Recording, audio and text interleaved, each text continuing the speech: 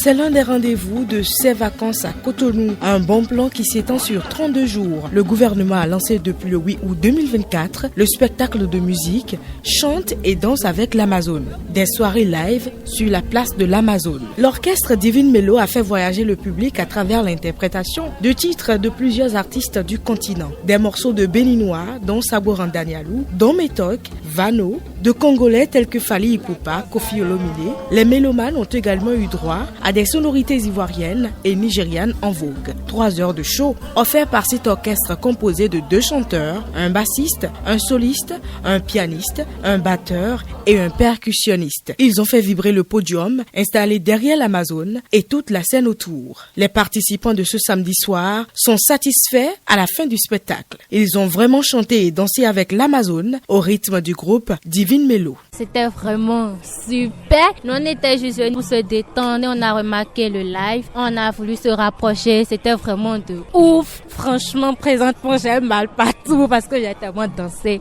Si ça pourrait être comme ça chaque week-end, ce serait vraiment waouh. C'est vraiment intéressant parce que j'ai vu les gens sont en train de danser, les enfants sont en train de sauter. C'est bon pour les vacanciers et c'est bon pour même aussi les mamans aussi. J'ai trop aimé. Ce groupe qui participe pour la 2e fois à Chante et danse avec l'Amazone s'est adapté à son public, selon le chef d'orchestre, Brice Canrelin. Ça fait plus de 13 ans l'orchestre existe. Nous gérons le répertoire par rapport au public qui s'offre à nous. On va élaborer un répertoire, ça peut ne pas marcher. Donc nous voyons seulement le public et puis ce qu'on va jouer là, ça vient automatiquement. Richmi Tota est l'un des directeurs artistiques du projet. Il estime que tout a été prévu pour que tous les vacanciers s'éclatent. Chante et danse avec l'Amazone, d'abord parce que ça se passe sur la place de l'Amazone. Et vous voyez que ça chante et ça danse vraiment. Pour se distraire et distraire les gens, il n'y a rien de trop.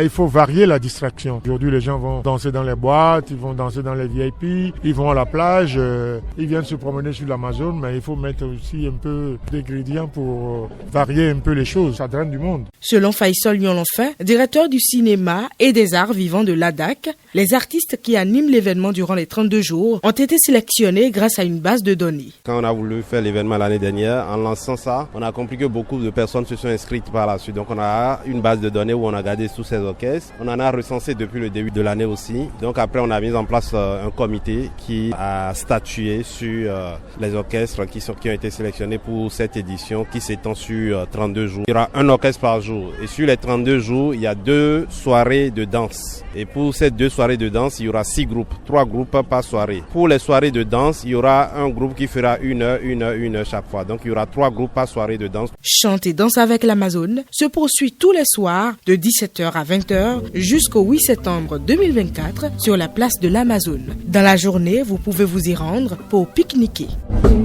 Ce reportage vous a été présenté par Dorcas Sarouangan.